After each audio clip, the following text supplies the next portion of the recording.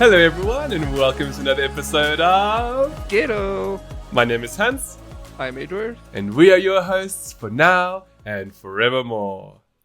Or at least until some bounty hunter comes and slices us up with a door or something. Good grief, Ed, with the things you come up with sometimes. Look, that's cool though. With Bounty Hunter on the mind, we're actually going to talk about something related to that in a little bit. For our regular listeners, welcome. If Hello. you're new, welcome to the internet's best variety podcast that deals with games, entertainment, technology, and lifestyle, all wrapped in a wonderful... Sexy package. Yes, I'm going to go with that one today.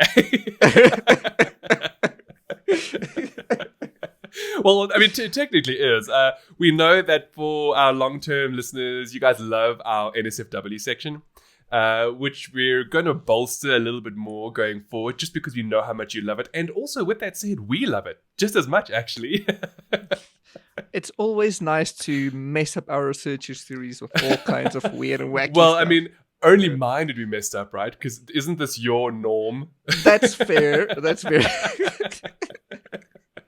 Well, just remember, hey, you're engaged now, so whatever is in your history has to be shared.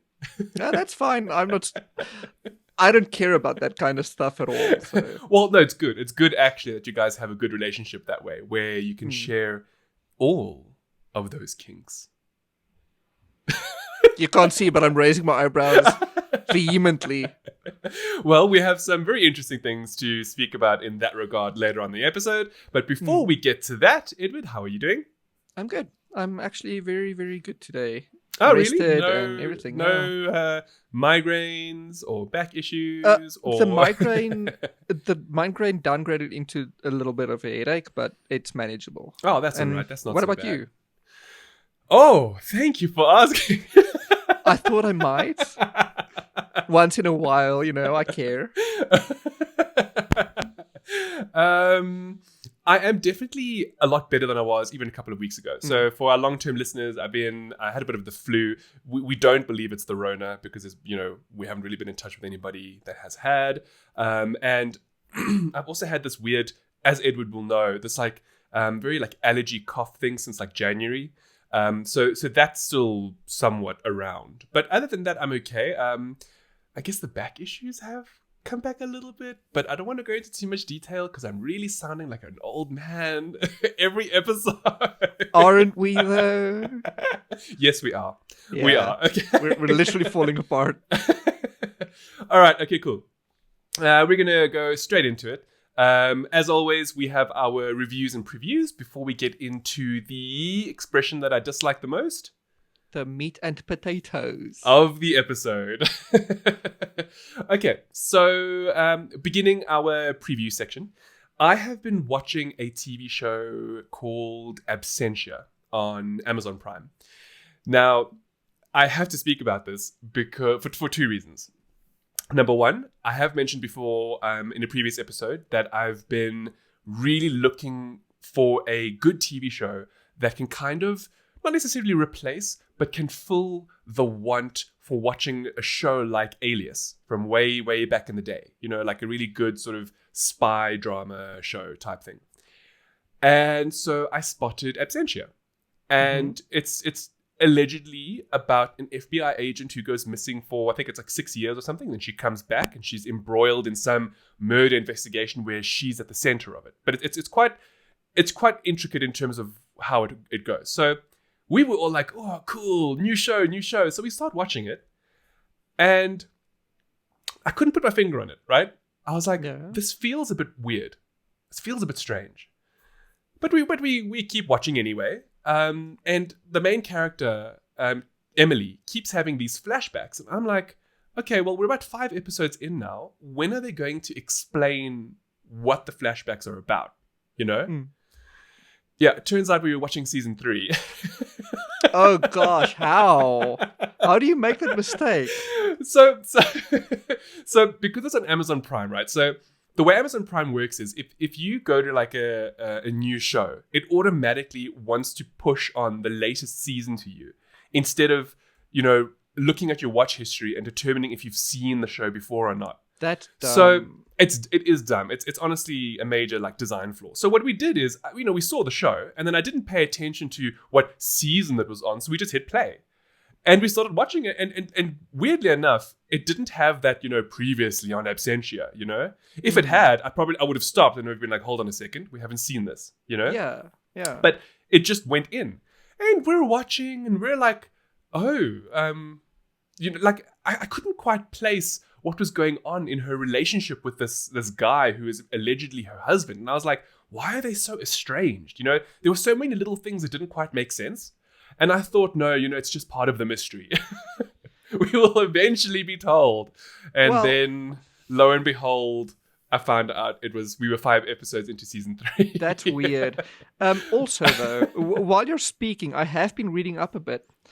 I know why it doesn't have it previously on. Why? Because it wasn't on Amazon before season 3. It was on Sony AXN. Oh, well, that would explain why they pushed season 3 over seasons 1 and 2. Exactly, like how Netflix did. It's a bugger up, though. Designated Anyway, Survivor. long story short, we obviously went back and we actually watched season 1. And how was let me that tell experience? you, it makes season 3 make a lot more sense. Okay, it would do that, I suppose. So I mean, I know that this is technically a preview, but I guess I can give a short review of season 1 since we're here now and we're talking about it. It's a decent show. I wouldn't say it's one of the best shows out there, just purely because writers need to be very careful in terms of making their top build cast unlikable. So, like, Emily, the main character, is great. She's awesome. We dig her, right? But the people around her are consistently over-emotional.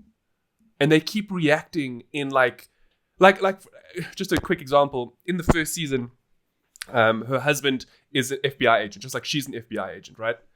But then he, like, devolves into this mess later on. And I'm like, how does he have the psychological and emotional capacity to be an FBI agent if he can't even deal with this one issue? I don't want to say what it is because it will spoil, what's going on. But anyway, it's little things like that where you're a bit like, that's unrealistic. You're messing up a fairly awesomely realistic show. Yeah. Anyway, it's a small thing. It's obviously a 7 at best. We're curious to see where season 2 goes, given how we really know what happens in season 3. Now you're basically watching the prequel now. It's so bad because we already know one of the characters is dead from season 3, so now we have to watch them. You're like, in season 2. My baby's gonna die. Okay. Next up, Edward is going to be reviewing 2 titles going forward. Ed? Battletoads and Tony Hawk, respectively. So I've already been playing Tony Hawk, to be fair. We got just the demo though. Yeah, we got a little bit of earlier access to the demo. Just be honest. Yeah, like we received an email and they were like, "Do you want code to access the demo?" And we're like, "What? Why? That should be free." Yeah, like, why number one, do we need preview code for a demo? Regardless, pre-orders already have access to the demo way before. I've learned. But the demo is only a 2-minute long demo. It's literally... Okay, but that's ridiculous. Yeah. Come on. Yeah, it is what it is. So you start Not the game... Not is what it is. Like, I mean, that's ridiculous. And 2 minutes later, you're done playing. I mean, even with the Avengers beta, right? Mm-hmm. Which I've played 2 weekends in a row now. Yeah. No, sorry, 1 weekend in a row. This will be the second weekend because it's open beta this week. So and Xbox, that's why. Yeah, and Xbox, of course. And it's actually really good. They give you, I think it's the first 3 or 4 campaign missions, and then they give you like 5 or 6 multiplayer missions. Like, it's a genuine, like, proper feel for the game. That's how are you supposed to know what Tony Hawk is like with 2 minutes? The thing is, I guess they're going back to the original game where the first mission is basically just the warehouse that you get in the demo. But it's also 2 minutes. All sessions are 2 minutes unless you do the unlimited time one. But you can't though, not in the demo. No, in the demo it's literally they throw you into the game. You click on start and it's 2 minutes, done deal. And yeah, I don't know. I've played that like 4 times now, and I'm already over it. You see exactly So- like it's like a bit of a detrimental effect, I think, because it's so short. You don't have enough of a taste, and you're kind of like, do you really want to go back for another short taste? Exactly. So You know? and it's Yeah. just the same. I've been Silly. trying to unlock some stuff about the warehouse because it's all maps are dynamic and unlockable, but it's just Oh, you just don't get enough time. yeah. And then Battletoads, the other game I will be reviewing. I haven't really played that one It's yet. being forced to review. I haven't really played much of it yet, so I can't really say much except that it looks quite good. I'm not a fan of that kind of art style, the new like Well, post 2020 or post. I remember you actually wrote a pretty decent article about the differences, hey? Exactly. So we'll actually link to that so you can read it so you know what Edward's talking about. Exactly. So the art style is super different. It's changed from like a 70s, 80s cartoon style to something you'd see on Nickelodeon today, and I don't like that at all. Don't you think it's kind of similar to what they did with Ninja Turtles? I guess I don't watch Ninja Turtles, so I don't know. Like old 80s look, and then the new one is like so smooth. Yeah, so, the smoothness is fine. It's just the weird, super cutesy style that gets to me. Oh, I don't even want to talk about cute right now because there's this actual controversy happening right now with Netflix and Cuties, this new show. Oh, what? Yeah. Okay, so since we're talking, since it's here and it's on the mind now, please pull that tea. They've been getting a lot of, and rightfully so, sort of hate online because there's this new show called Cuties. Now, nobody knows what it's about really, but I did find out more information about it. And essentially, it's these prepubescent young girls who are being sexually exploited. And the cover is like 6 of these young girls in skimpy outfits, all posing. And everybody's like, how dare you, Netflix, use such young people, young women, in such a sexually explicit way to advertise this, but what I've now learned is a documentary. Oh, okay. I was about twerking. to ask, like, what? Oh, about twerking. What? Never mind. So the way they're selling this, the way that Netflix is currently marketing it, is it looks like a reality show with like under 12s and a twerking contest. So I've done a little bit more reading into it, and it actually turns out that it's it's either French or Spanish, and it's actually a documentary about how young women are sexually exploited from a very young age. Okay. It's actually So documentary wise, like I've seen the original cover for it, which actually shows that it's like an art house documentary, and it's actually award-winning documentary. But then you look at Netflix's cover, and you're like, that's terrible. You know, they're literally, Netflix has taken what the documentary is about, or what the documentary is trying to bring light to, and have made a cover about that. Does that make sense? Okay. So it's a very good controversial marketing tactic, but I don't appreciate it. Many people haven't appreciated it either. You know, it's one thing to advertise this documentary about sexual exploitation in younger women, but then to actually create a poster that showcases that, meaning that if there are pedophiles out there that look at that and enjoy it, do you get what I'm saying here? Like it's a line that they've crossed. You know. Anyway, so I digress. So those are our previews for the week ahead. We also had some reviews. As most of you know, Edward spoke about Mortal Shell last week, so he'll give you guys a more of a in-depth sort of understanding of what the game is like, given how he's finally finished reviewing it. I love the game. In short, it's we know. Okay, so I am kind of biased towards Souls-like games. I do like them a lot, but Mortal Shell honestly, truly blew me away. It is essentially what Gears Tactics is to XCOM. I love that analogy so much. It was one of my favorite parts of your review. Thank you. But yeah, it's just, it takes the formula, the standard Souls-like formula, and just evolves it into something new that sets the bar for, at least in my opinion, for future Souls-like games. It's not perfect. It's not a masterpiece by any degree, but it's definitely one of the best Souls-likes I've ever played. Well, this was the thing. So you mentioned how it actually has problems. Yeah. You actually you referenced it to Bloodborne, right? How it's not perfect in that sense, Yeah. but how because of those imperfections, it makes it feel like the original. Exactly. Which is important because so many of the newer games don't. Exactly. It literally it feels closer to Dark Souls 1, the original Dark Souls, than any other From Software game, that's the developers of Dark Souls, ever felt afterwards. And I love that. You see, yeah, that's brilliant because, so often, and we've spoken about sequels and stuff in the past, so often they, sequels or even sometimes prequels when they're made after the originals never live up to the original. So the fact that this game sort of is almost like a spiritual true successor to the original is great. Yeah, it almost feels like that. So yeah, it's a great game. That's awesome. I know you've been playing awesome. Microsoft Flight Simulator though. Oh, yes. Okay. Look, before I get to that, I just want to mention that I also not finished, but I played a bit of Burnout Paradise Remastered on the Switch. Yes, there's that as well. Just a really brief, quick one. It's a good game. I mean, the game is it's more than 10 years old. It's like a 12-year-old game. It's one of the better races on the Switch. But let's be real here. If you already own Burnout on another platform, don't even bother with the Switch one because the Switch one is overpriced. It's like a $50 game when it should be 10, 15 at the most. Ridiculous. That's basically what Sony did for all the mobile Final Fantasy games. Not just the mobile Not Final Sony, Fantasy Square. games. Come now. We've well, I'm glad you said Sony anyway, because please, I need to be on this train. Okay. So, I mean, we've mentioned before how, Death Stranding is on PC now, Horizon Zero Dawn is on PC now, but, they don't have anything like Game Pass. So if you want those PC ports, you gotta shell out more money. More money, more problems. More problems. Yeah. Okay.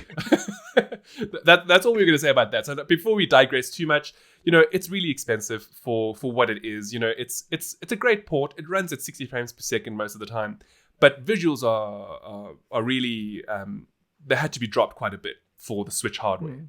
And I just think it's too expensive given how old the game is, and it's old gameplay mechanics.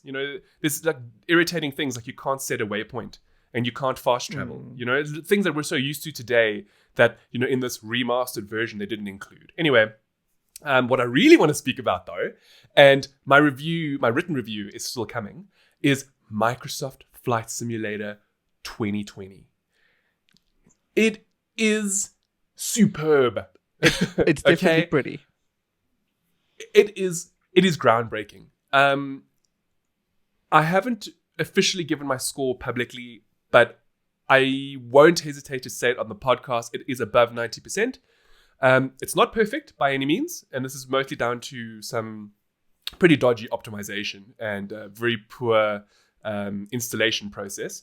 But other than that, oh my gosh, this is one of the most incredible technical accomplishments I have ever seen in a video game.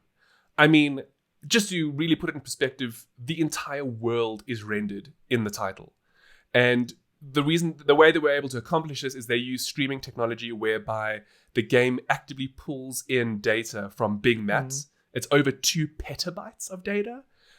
And it's just phenomenal. Everything is simulated. The weather, the clouds, it's such a gorgeous looking game. I even found my house. If you guys want to check me out on Twitter, I posted some screen grabs because obviously, are you even playing Microsoft Flight Simulator if you're not trying to look for your house? Anyway, I can't speak enough about how good the game is. I mean, I'm not much of a simulation fan, and by that I mean I don't do Gran Turismo or motoring things.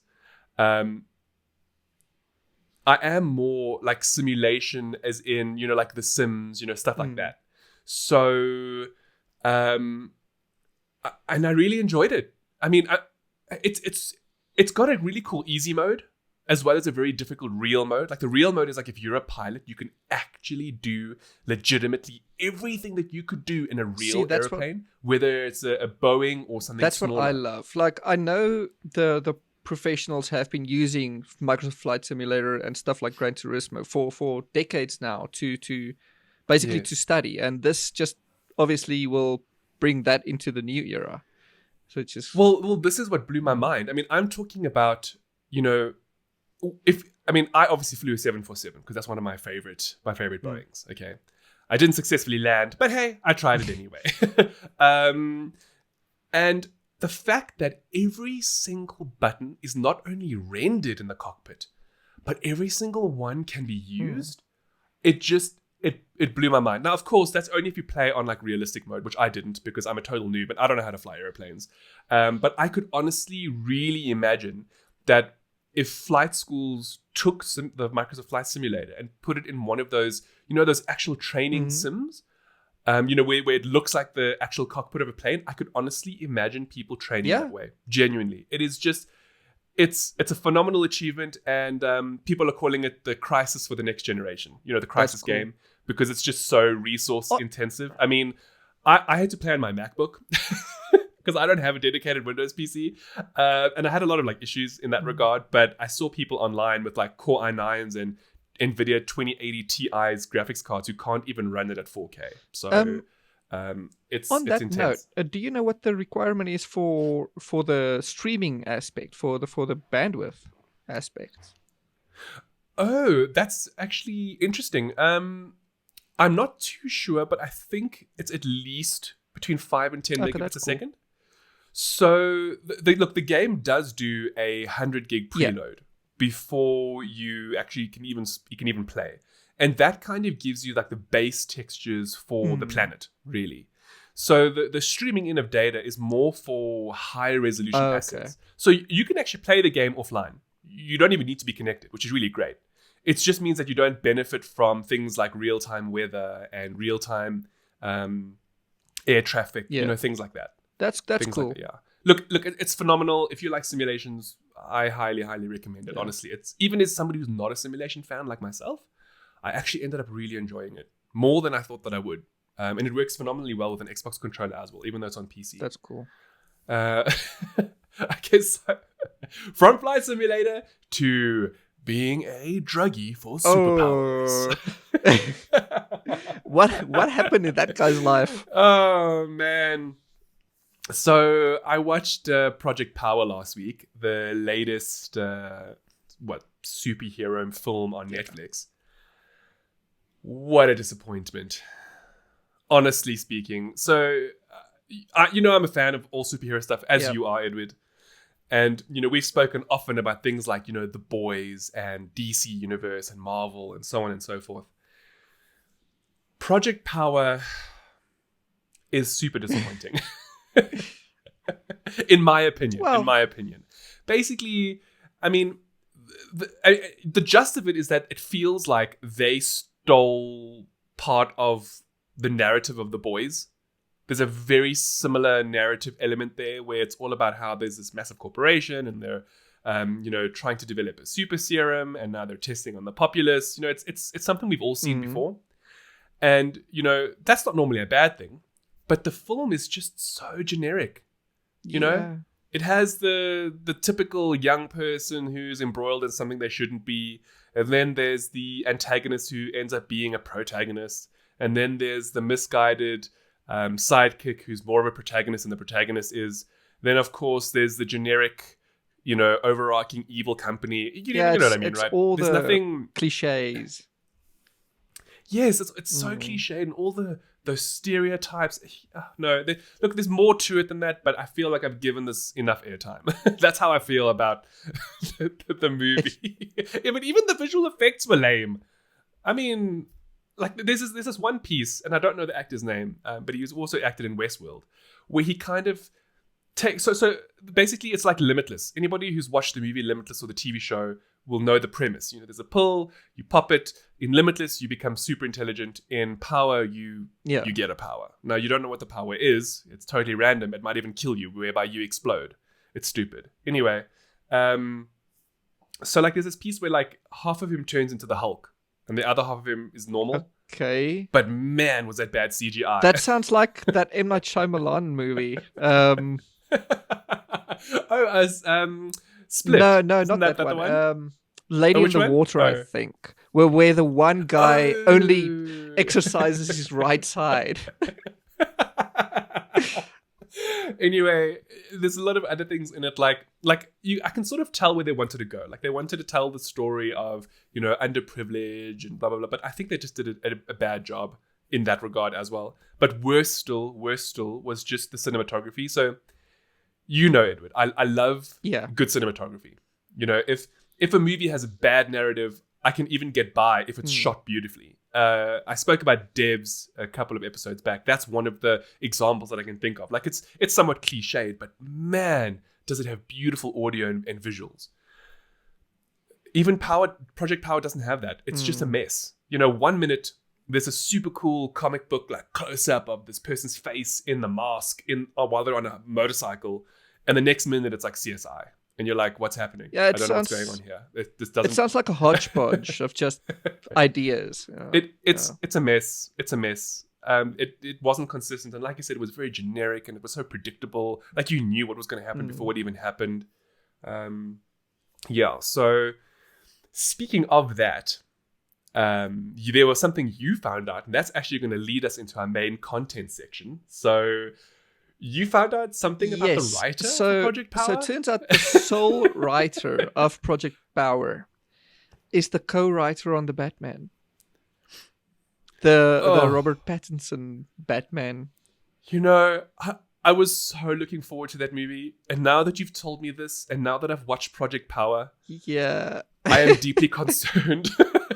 It's just DC in a nutshell, I guess.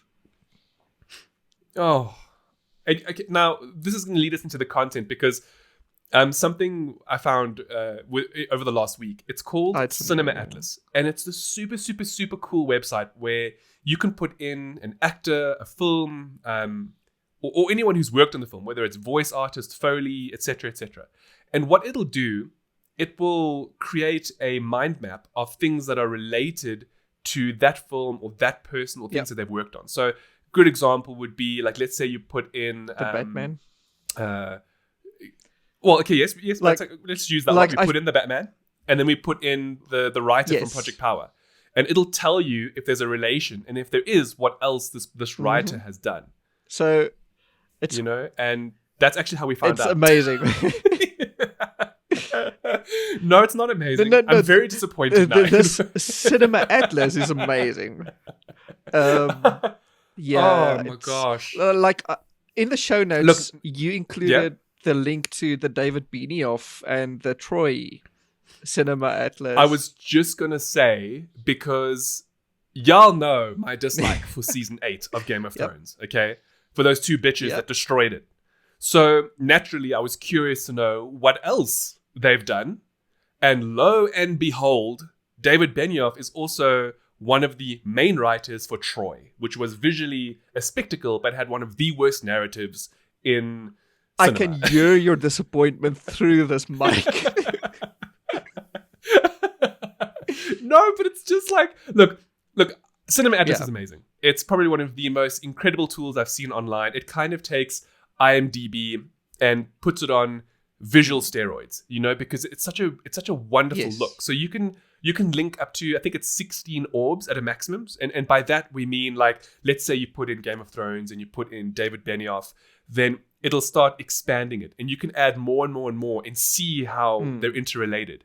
And if anyone recalls from our previous DC discussion from last week, how a writer who shall not be named, is part of it's like 90% of the DC universe, we will link below, and you can have a good look and see why the DC universe is in the state that it's in. Yeah, it's actually quite evident if you put all the orbs in place, and Well, do you know that I found out a bit more about them, hey? What? I found out that the reason why they keep getting work is because they don't put up a fuss when studio executives ask for things. It also explains why they're just things are so crap. They just do whatever. Pretty much, yeah, pretty much. But the thing is though, one of the bigger ones, his name is Alex Kurtzman. He's been in charge of a lot of like really crappy blockbusters. But they're blockbusters that bring in billions of dollars.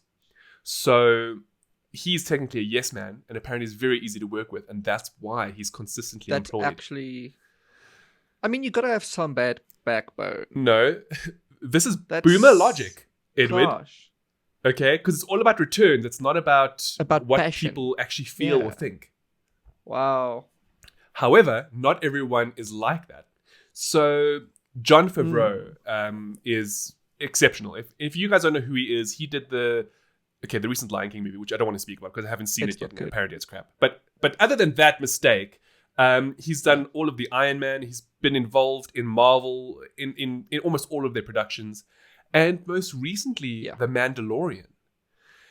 And what's fascinating with him is that he has come on the record and he's actually said that, producing something that has a great fandom, how important it is to do so with two things in mind. Number one, looking after the audience who's been there for goodness knows how long, making sure that they are happy with what is produced. And number two, make it accessible enough for new people. So, his logic is sound. You want to attract new people, but at the same time, you want to make sure that people who have beloved the franchise for goodness knows how long are happy to watch. And it's one of the few reasons why The Mandalorian is so good, because it literally does that. It brings new people in while long-term fans are satisfied with what's being produced. Now, the reason why we're speaking about this now is because we actually have quite a bit of Disney content. I found out that The Mandalorian doesn't use green screens. It's actually amazing. Yes. Or rather, it's not that it doesn't use green screens. It's that they have replaced most green screen usage with LEDs. And it's just... it's super great. It's phenomenal. It's crazy. What I find most amazing about this is that the LEDs are synced to the cameras. So, or rather, this wall of LEDs is synced to the camera. So whenever they move a camera around, the actual surrounding changes to make the actor in the middle of the room still look like he's in the middle of the room. Correct. So it uses a parallax effect, whereby actually, just to give you a little bit more context. So these LED rooms were innovated specifically for The Mandalorian. And they're basically giant circles, whereby the entire circle is made up of hundreds of LED panels, including LED lights on the roof. And these are all connected to a series of computers all running, and this is the mind-blowing aspect, Unreal Engine.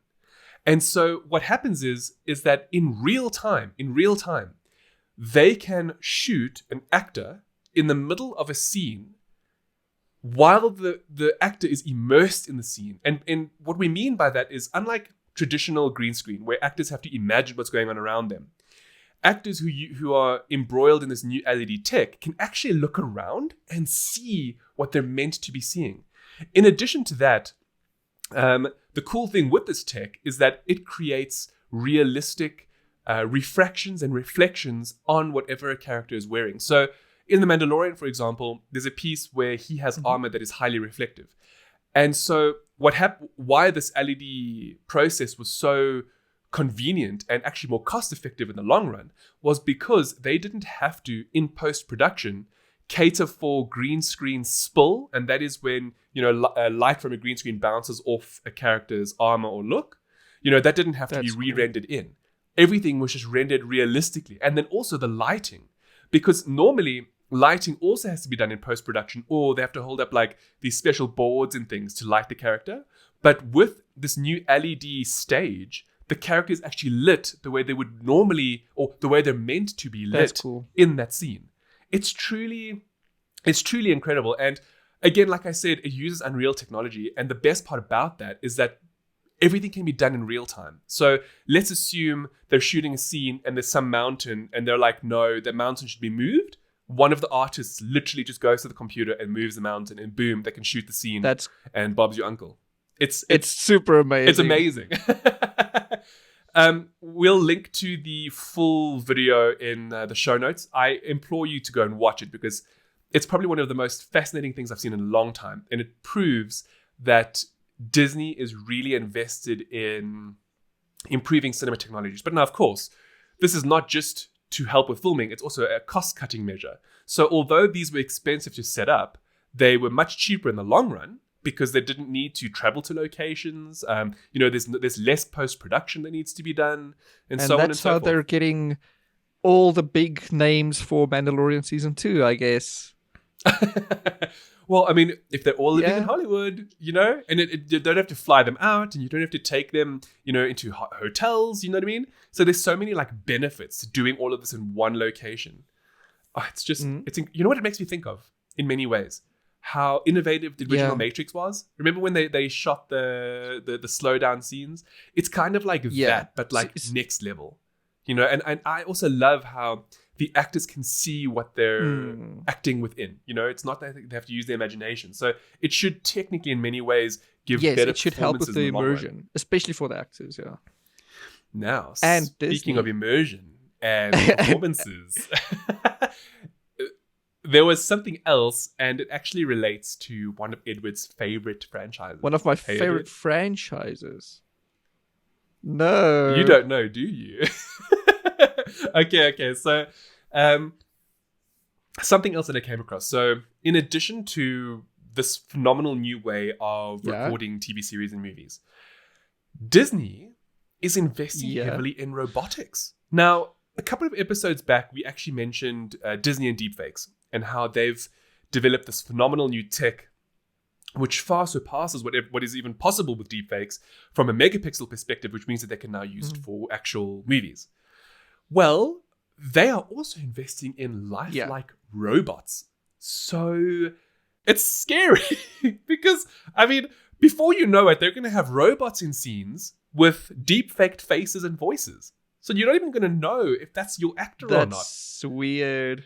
Long story short, they're developing these really cool stunt robots for an all-new Spider-Man attraction. And yes, exactly. Your favorite.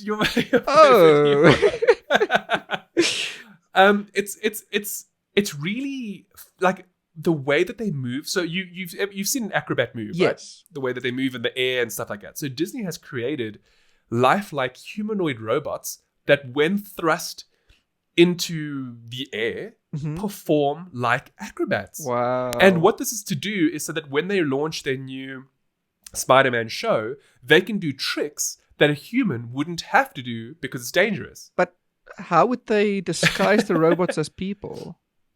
So they aren't quite there just yet. So the robots are still looking quite robotic, if that makes any sense. But really, given the shape, like if you watch these snippets, you will be hard pressed to believe that they're not human. And that to me is what's most scary. See, I've seen this clip of the robots swinging around looking like acrobats, which is already phenomenal. I just don't know how they'll convince children that that's actually Spider-Man swinging around. Well, it's Spider-Man. Just remember, you can't see Spider-Man's face. So throw on a suit and watch the suit. You get what I'm saying? Yeah, watch the suit perform. Okay. You won't know any better. You'll be like, oh my God, it's Spider-Man. Yeah, like, Spider-Man armor Mark 4. I watched Avengers Live. When was it? Was it earlier this year? Yes, it or was. End of last year? It was earlier this year. And man, that was bad. If I have to be brutally honest, sure, it was for kids. Fine. But if they had this tech, I think I would change my mind, because this would give it instant believability versus these guys that come up and down with cables, which you can clearly see. Yeah, like sometimes they have to balance, and they do a bad job at that. Or no, look, they did use practical effects. So like there were some bits where you could literally see that was like a mannequin in a suit. Yeah. Anyway, we're not here to rag on that. But now, speaking about all of this and how scary this is, you actually mentioned something to me earlier this week when I told you about how scary I thought Disney was becoming. Oh, yes. The thing is, when you actually do a bit of digging, you're going to find a lot of scary stories about Disney, especially their cruises. It's Okay, so for instance, there's this one case. I forgot the victim's name, but she was That's all right. Just give us an overview. she was a worker on one of the big Disney cruises, and it was actually a horror show for her. She ended up not liking the job a lot because the managers are all shame. like crazy, and they film you everywhere you go except for the bathroom. That you literally don't have any privacy on these Disney cruises if you're a staff member. No, I believe that. So just to interject quickly, Uh-huh. I actually have a cousin who works on the ships. Yeah. He does security, and he's actually told me about how intense it actually is. Yeah. Yeah. But It has to be. Though. with that in mind, they film everything. So this person disappeared. Literally just disappeared off of the face of the Boom, earth boom, boom. during one of the cruises. I think it was, I don't know. I think it was 2011. But did they though, Edward? I mean, I'm pretty sure you could use some deepfake and robots to make them come back to life again. Maybe they can now. Not in 2011 though. So I'm sorry, I don't mean to make light of the situation, but like that's what comes to mind. Yeah. Like you're telling me about these people that are dying and disappearing in Disney cruises, and I'm like, we're gonna get Westworld. Like this shit video over proves here. otherwise. You know? But so she disappeared, and turns out they never found any footage of her leaving the ship. They never found any footage of her doing anything that would make her disappear, like go overboard. And Wow. they up till now, no one came forward and said, "Oh, I killed her," or "We disposed of the body," or whatever. But I mean, I'm sure there's more to the mystery than that. Maybe she just, I don't know, fell off. But then again, I suppose all the video evidence would show otherwise, right? Exactly. Because everything's recorded. Oh man. Wow. Yeah, All right. it's a whole big story, and since But just one person or multiple people? no, since this, more and more people have come out about relatives going missing while they're on the crew, and No. and it's all reported. We're not allowed to say this with fact because obviously it's still ongoing cases. But wow. yeah, Disney is actually shelving out a lot of money to all these families. We need to look into this more because this is very interesting. Yeah. Or rather, we'll wait for something to break and then we'll speak about it more because wow. Yeah, it's jeez. Yeah, it's quite. But we will link to what Edward is talking about. We will. I'm sorry, I don't mean to. This is crazy. Yeah. And this almost relates to what we're going to talk about next. You know that, right? Mm-hmm. So you're talking about people disappearing, and I'm automatically thinking to myself, did they survive? Yeah. And then that leads us into our next topic, which is survivorship bias.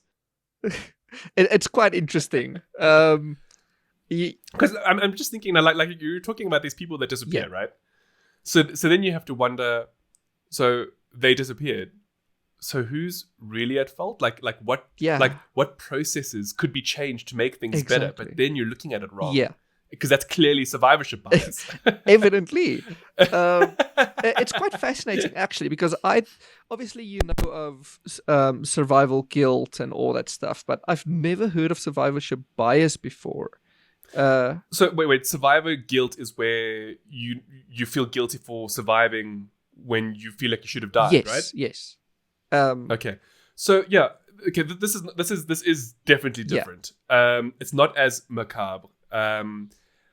To cut a long story short, it's basically it's a logical error in thinking. Mm. I know that sounds really, really strange. I can give you an example. Like one of the best examples of it is how in I think it was World War II or World War One, the planes that survived being destroyed. In other words, they came back and they were like totally shot up, on the wings and the tail and stuff. Those planes survived. So then the US military was like, okay, so what we need to do is we need to put more armor on where the planes were shot. Yeah. Okay. But that is survivorship bias because you're looking at how the planes survived instead of looking at those that didn't survive. Exactly.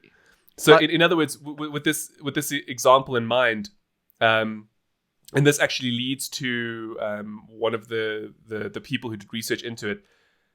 What you actually were supposed to do is put extra armor on the pieces that didn't get shot versus the pieces that did get shot. Because those are the planes that didn't come back. Yes. Which meaning that exactly. So it's a really cool thing. Basically, it's how people will look at things and then you get some sort of a conclusion, but it turns out to be a false conclusion. A false belief that the successes of a group or have a special property rather than it just being coincidence. So another more maybe a bit easier to understand example, if we could just throw it out there, just has to do with students, right? So like let's say you look at 5 students and they're all applying to a university, and of those 5, 3 of them come from a really good high school. You would then assume, those 3 that made it, that means that high school really knows how to teach. Yeah. They've done a fantastic job. That is survivorship bias, because you're biasing that high school on those students for having made it to the university. But it's a flawed conclusion, because unless you've looked at every single one of the students and all of their results, there's no real way to tell if that's true or not, because it could be that every single one of the students did really well. It's just that only 3 from that school applied to that university. Yeah, exactly. You know what I mean? It could have been 300 children that didn't make it. Yeah, so it could be anything. Yeah. What's really cool, or rather what's very interesting about this whole survivorship bias thing, is that it can actually be applied to many, many things. I'm talking about business, finance, economics, history, manufacturing, architecture, cats. Cats? I have to talk about that. So we've also spoken about the military example already, right? Which has to do with the airplane and that. But the cat one is a very similar one. It's whereby, everybody knows, or everybody thinks, you're told that if a cat is dropped off a roof, chances are good it will survive. Yes. Right? So apparently, researchers have looked into it, and that is a survivorship bias conclusion. Because in a way, they recorded cats who survived and were taken to the vet. But what about those that died? Do you see what I mean? Those that never came back. Anyway, it's a very interesting thing to consider, and how it's one of the most basic logical errors that exists in humans, when we think about things, and how easy it is for us to gravitate towards what we think is obvious when it's not. Yeah. Obvious answers aren't always the best answers. Exactly. For any other, term. Speaking of airplanes and World War, like I mentioned just now, because with the airplane and that, I got to ask you something, Edward, and also the people who are listening. In terms of soft drinks, what is one of your favorites? Favorite soft drink? Oh, it's Monster, isn't it? I was about to ask if that counts as a soft drink. Well, it technically does, but let's go with only. Oh, but isn't Monster owned by Coca-Cola? Because I was just going to say only from Coca-Cola. No, Monster is not, as far as I know. But I do like a good can of Coke though. Okay, well, this one has to do with Fanta, everyone's favorite orange drink. Yes. At least orange in our country. I have heard that in some other countries it is a bit different, and some other countries don't even have Fanta. I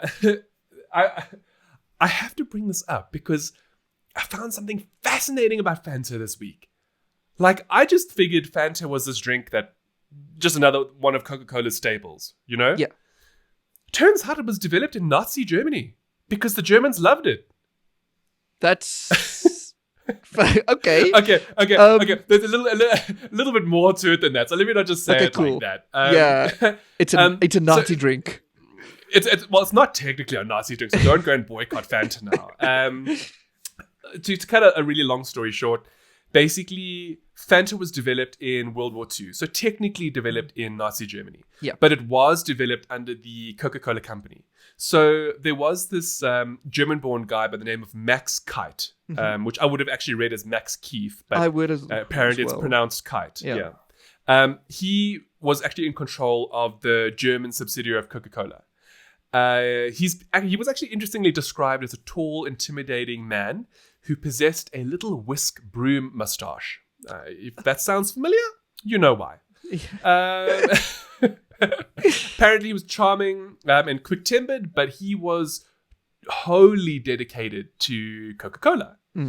And so what happened is, obviously, World War I, World War II, Germany was in dire straits because of, Hitler and the crazy fanatic that he was and all of the atrocities he committed. Despite that, there were still a lot of companies that actually profited from what happened in World War I and World War II. And Coca-Cola is one of those companies. Now, in this sense, what this Max Kite did is he looked at what was available, given the rations of the time and the products and so on and so forth. And he realized that the outskirts of the cities were still booming industrially, versus the inner cities, which were damaged from the war and bombs and so on and so forth. And so he looked into what could be used from the rations and the limitations of that time to create a drink. That's cool. And so by using leftovers of foods, mostly fruit shavings, apple fibers, and pulp, beet sugar, whey, and even some, whey from cheese, not just milk, but cheese as well, he managed to put it all together and create what is now known as Fanta. That's cool. That's actually quite fascinating. Yes. Hey, I mean, how? So, but there's just one more fact before we can discuss this a little bit more. Because they used their imagination, to put this thing together, they then called it Fanta, which is the German word for fantasy, like a fantasy drink. Okay. Hey, isn't that incredible? Because it was just this thing that they threw together, and it turned out to be magic. And delicious. I'm just wondering though, did it taste the same back then that it does now?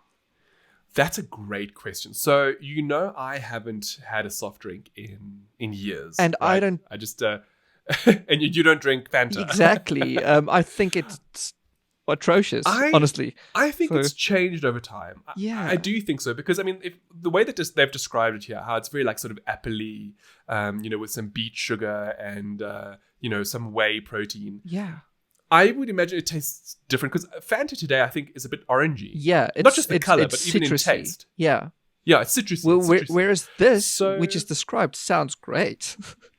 Right? Like, I actually wonder if maybe the German one is different to the rest of the world. That's I guess possible. One day, or maybe we can import it, we can try it out, or if anyone who's listening has actually tried the real German Fanta, like, let us know. Yeah, please do. I'm quite curious to know if it has the original flavors or if it's been Americanized like everything else. As things do go, I guess. But it's interesting because it would imply that, I mean, not that they were geniuses or anything, but it was a genius idea to do that. Well, it worked out very well. That leads us to our next topic. Being a genius. Do you think geniuses are born or made? I think everyone has the potential of being smart. I don't think you can just become a prodigy by... Just like that. Yeah. So, to a degree, I agree with you. I would imagine that, perhaps some people genetically are more gifted than others. Yes. Like bear in mind, we're talking about those prodigies that just pop up out of nowhere and they can like solve intense mathematical equations at like 5. Exactly. That's something else.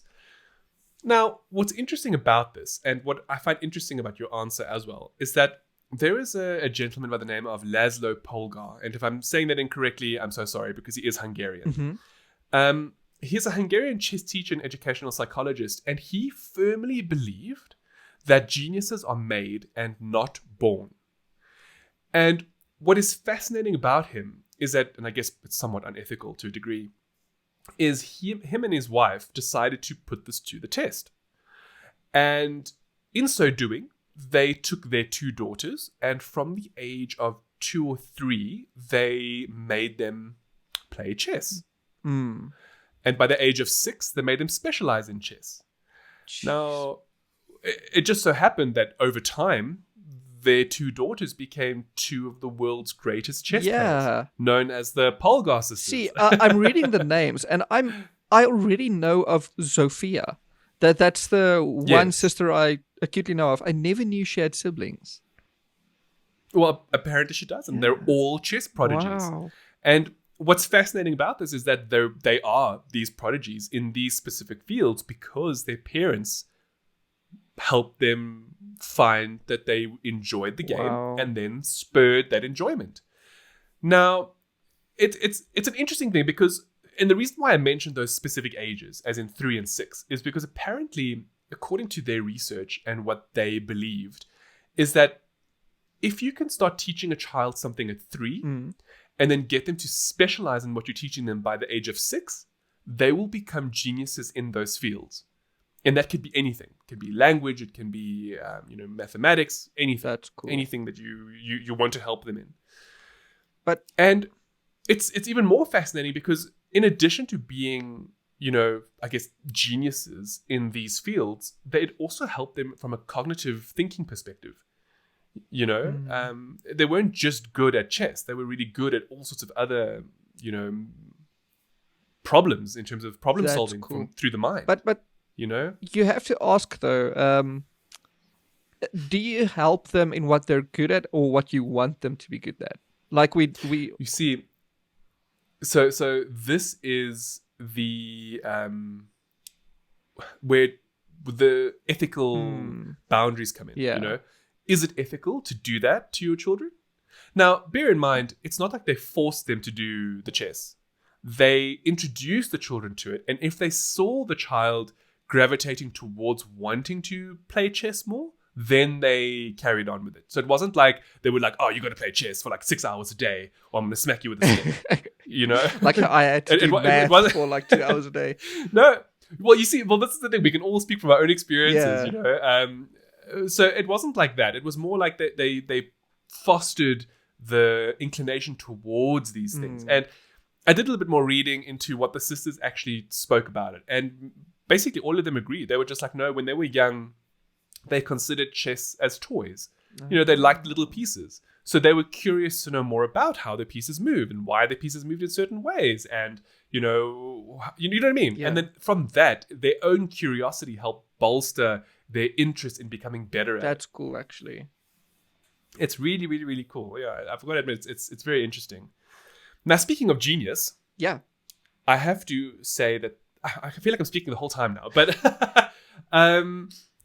we have some other geniuses have discovered something super cool about Edward. About dogs. No, about body odor. Well, sorry, I'm getting ahead of myself. Okay. Okay. Well, look, we got to speak about this. So, apparently, researchers have identified an enzyme that causes BO. That's actually interesting. These genius scientists. Thank you. See, I thought BO just happened. Like sometimes you smell, sometimes you don't. No. So yeah, so this is the thing. So apparently they have been doing a lot of research into this, and now I have to concede the fact that part of this research was done by Unilever, which is not exactly a great company to be honest for the environment and so on and so forth. But they are doing this research because it's going to help their bottom line. Okay, so I've got to just get that out of the way. But essentially, they found a unique enzyme that lives on a microbe that is specific to the human armpit. That's cool. So, according to these researchers, humans actually don't smell. We don't have a smell. Yeah, the smell comes from this enzyme. Yes. So these offending odors are called thialcohols. All right, or I'm assuming you pronounce it as th as a th, not a. It's either thialcohols or thialcohol. Thialcohol. Right? And they're basically a byproduct when these particular microbes feast on certain compounds that are excreted from the skin.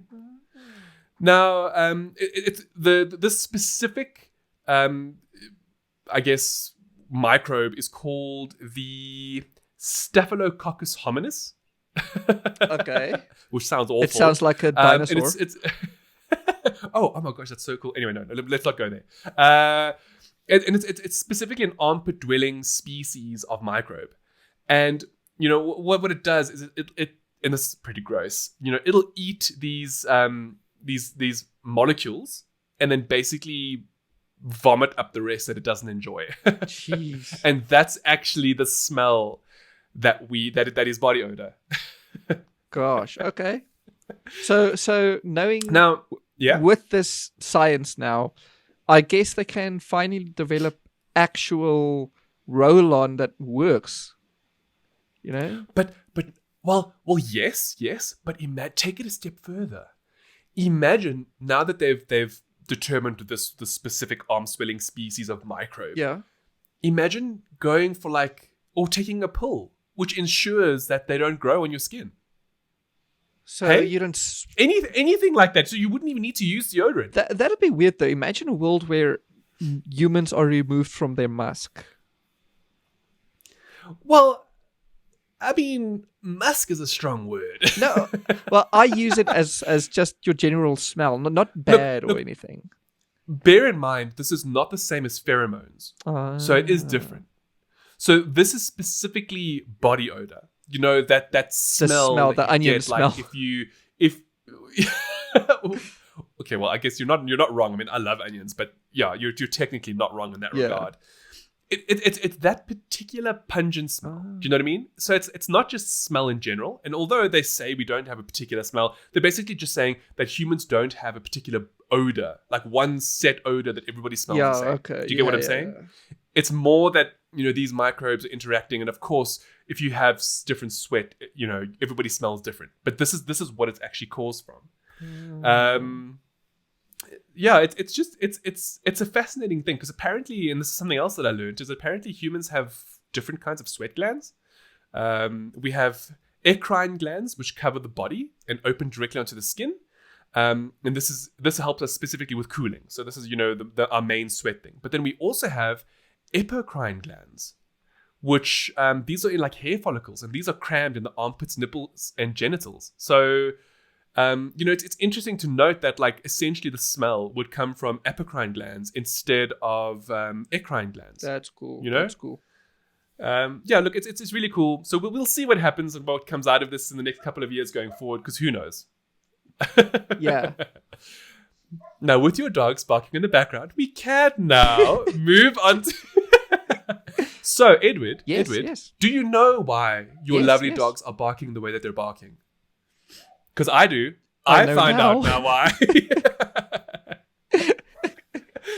Yeah, thanks to something you found, I actually know exactly why they're barking. Tell us why. Or at least I think they do. So you added this to the notes earlier this week, and it's immediately I clicked on it because I like dogs. Who doesn't? Hey, if you don't like dogs, Reddit stop is just listening. being Reddit. Okay. But and that goes for cats and other animals as well. We don't need you here. No, we're just kidding. We love listening. We love you listening to us. Anyway, so it turns out that a thing called barrier frustration exists. Now, at first glance or whatever, it may sound like something we all get when we're angsty young teens, but that's not it. Barrier frustration actually is just your dogs barking, not because they want to eat the person up on the other side of the barrier, but because they want to meet them. They want to be friendly with them, or they want to say hi to them.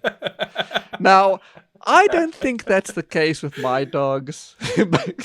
So, look, what's interesting with this kind of research, and it always fascinates me when I read about first world problems, okay? And that is because a dog in a more first world country where crime isn't as much of a problem is very much a pet. You have it because it's an accessory. As awful as that might sound, it's the truth. It's your friend. It's like an extra friend. In other countries, maybe first world countries too, but more noticeably in South Africa, dogs in particular are for protection. So yes, they're, pets and they're your friend and you love them and etc. etc. But they're also very much for protection. So, the study is slightly flawed. All right. Look, it's partially true, but it's also partially flawed. So yes, it's also... your dogs would possibly still have barrier frustration, whereby they feel that they're restricted from being able to give love to somebody on the other side of the fence. But at the same time, they also are frustrated because they can't get to the other side of the fence to eat the face off. It's the same thing. Yeah. It's still a frustration. Exactly. So see, this post is obviously skewed a bit towards the positive side of things.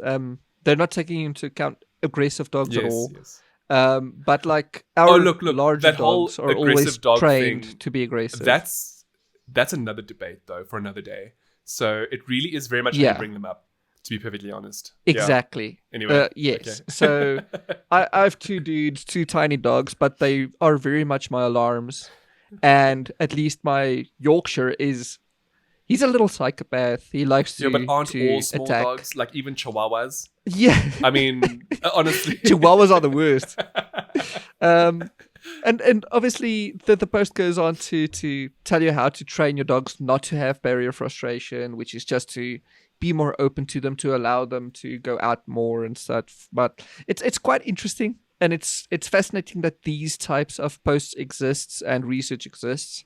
So I just want it done in places like South Africa. You mean the research?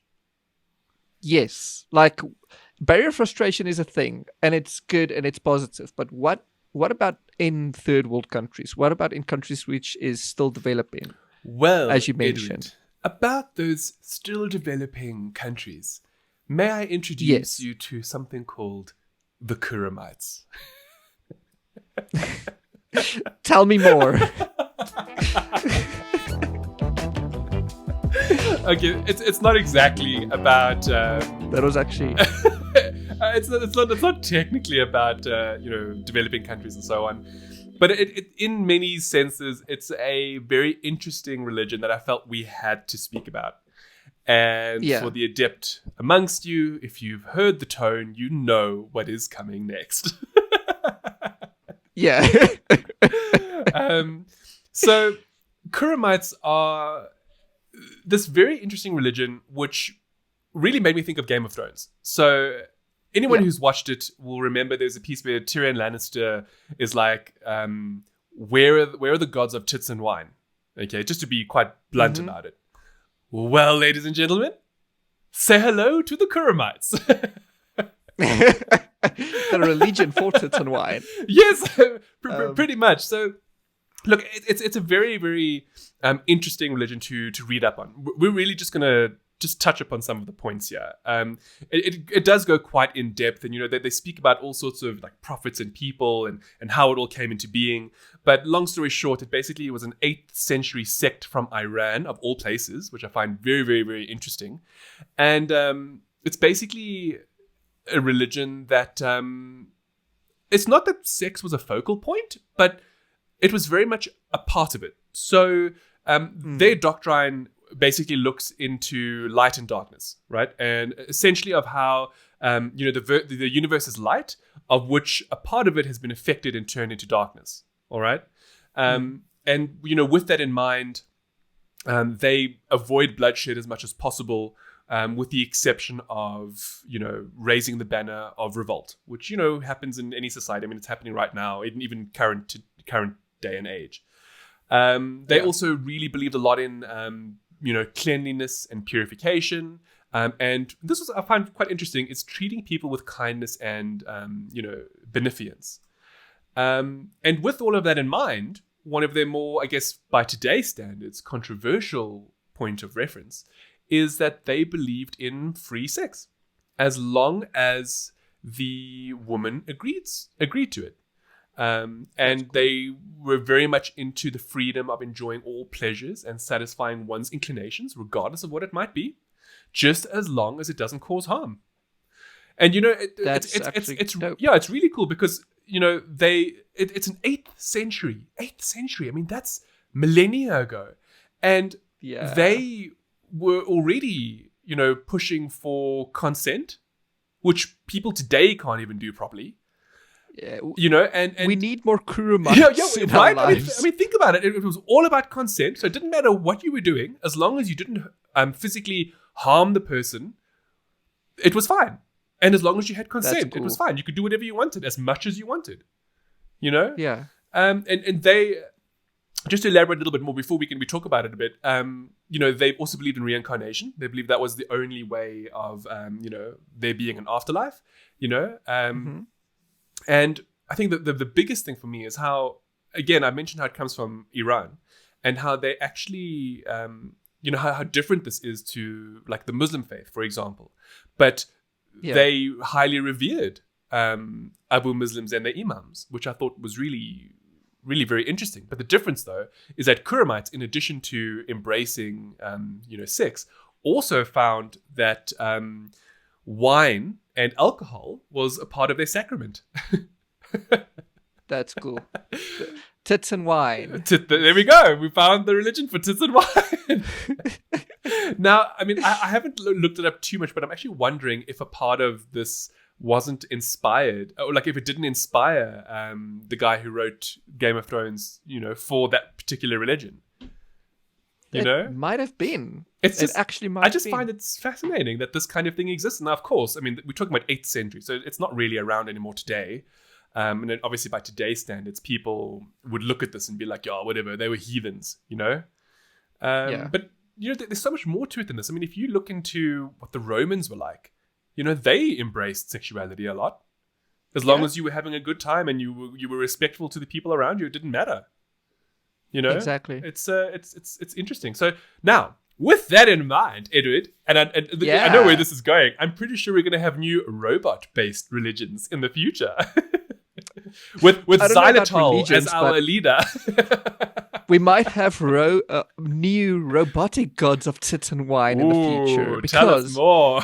Gosh, we said that word so many times already. Yeah, I know. And I must be honest. I'd rather say boobs because tits seem so crass. Yeah. Like disrespectful, boobs.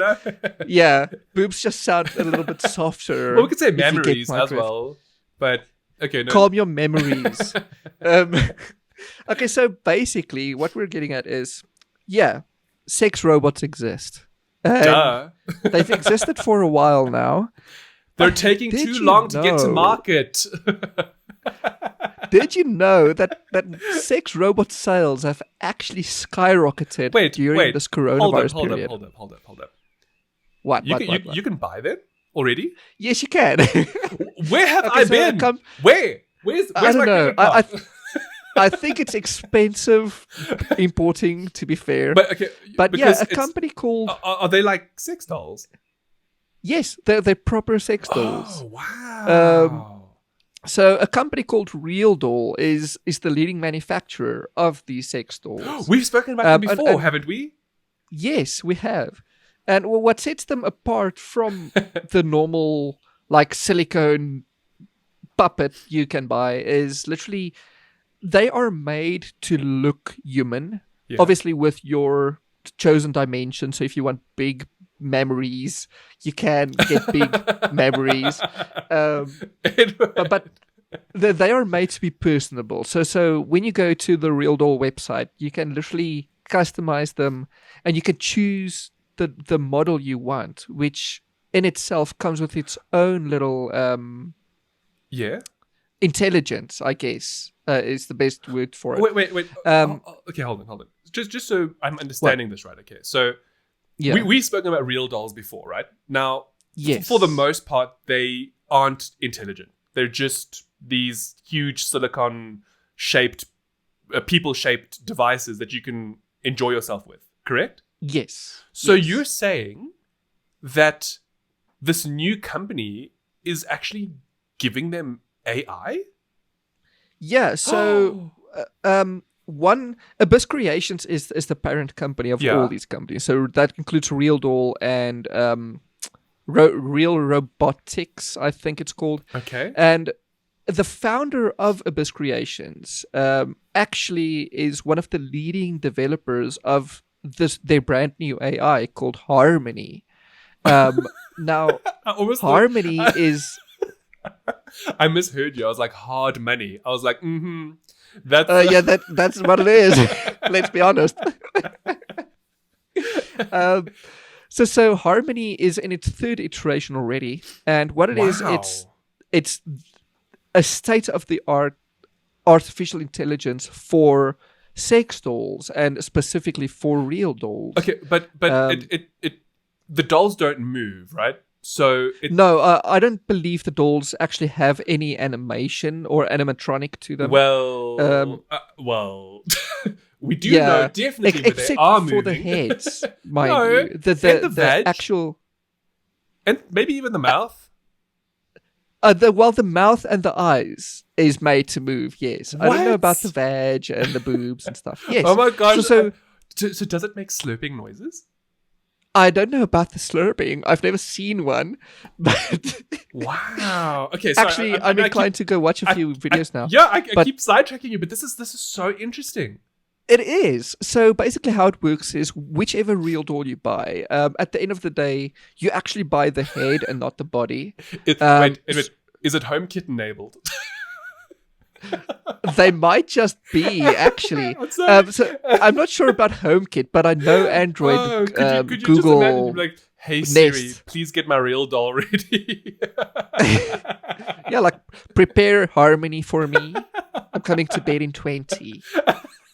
Like, let Harmony warm up my dinner. Oh my gosh. Yeah, that's literally what it is. So Harmony 3.0, to get back on track, is literally touted to be one of the most intelligent AIs out there, let alone sex robot AI, because she is designed to not only remember experiences, but also conversations. Specifically, she's been newly designed to be able to talk to you about current events. Is she internet enabled then? Yes, as far as I know, she works via an app which is available on Android.